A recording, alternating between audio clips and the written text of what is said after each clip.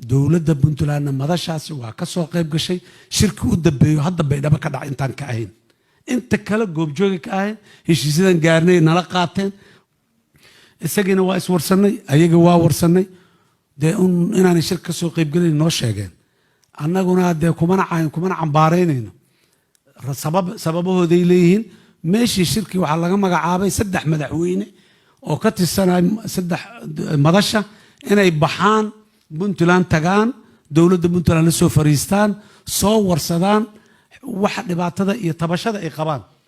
aniga wax qatara iyo dhiba ma arko ayaguna in ay tabasho ka muujiyaan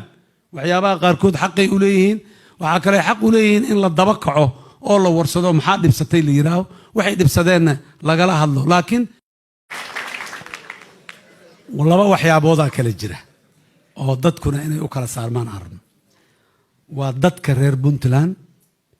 iyo dawladda Puntland iyo hogaamkeeda ama hay'adaha dawladnimada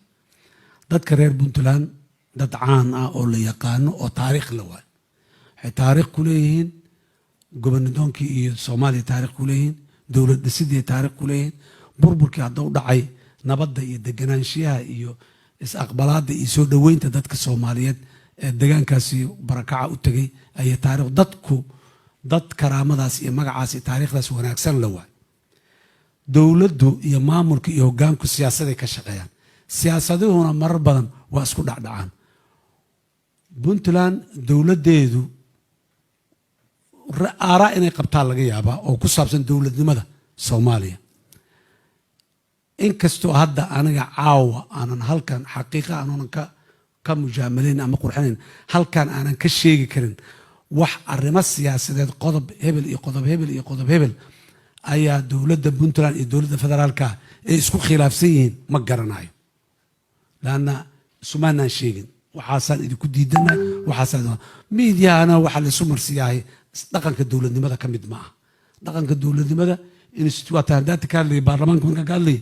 dawladu waa institutionka dawladnimada dhaxdeedayna ka tahay waxa institutionada dhaxdooda ka socdana dadka in loo soo wada bandhig qasab ma meelna waxyaabo badan oo kharaar ah marka qaarkood ka dhax socda oo dood ah oo adag marka walaalaha dawladda Puntland waxaan leeyahay iyo dawladda federaalka wax khilaaf ah oo ka dhaxeeyo oo ay isku diidan yihiin ognaa ma jirto ajandaha geedi socodka dawlad dhisidda Soomaaliya dawladda Puntland coday ku leedahay taray ku leedahay sida dawladaha goboleedyada kaleba ay ugu leeyihiin madalan u leenahay dawladda Puntland madashaas waa ka soo qayb gashay shirka u dambeeyo hadda baydhaba ka dhac intaan ka ahayn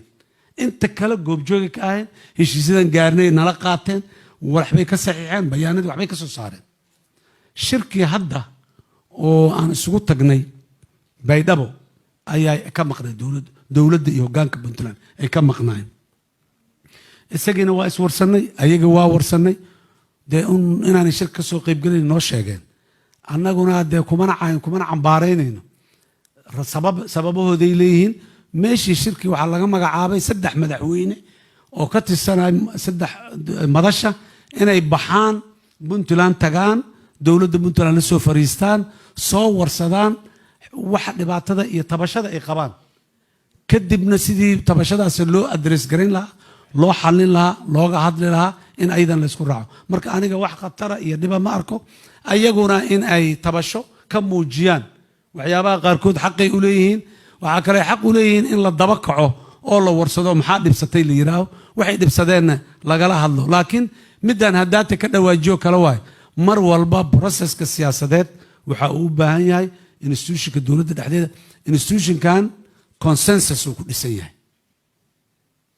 madasha la yiraahdo oo golaha la yiraahdo muxuu ahaa NCC marka walaalaheen madaxdii aan u dirnayna Ramadaan soo galay ma ayan aadin laakiin hadday u xirxiran yihiin inay aadaan waana rajaynaynaa shirarka soo socdana inay nagala soo qayb gali doonaan madaxdii iyo dawladdii Puntland halkaan aan ka socod doono waa hawl socota weeye ma ogtahay in internetka shirkadda Golis ay ku keentay uu yahay internetka ugu xawaaraha sareeya dalka iyadoo macaamiisheeda u diyaarisay 3 fiber cable kaasoo gabi ahaanba meesha ka saaraya in marna aanu ka go'in internetku shirkadda Golis waxay diyaar kula tahay inay ku geliso gurigaaga xafiiskaaga iyo meheradahaaga kala duwan. garaac 181 oo hadda dalbo internetka ha qabtira baahiyahaaga internet adduunkan aad kula xiriirtid mar walba.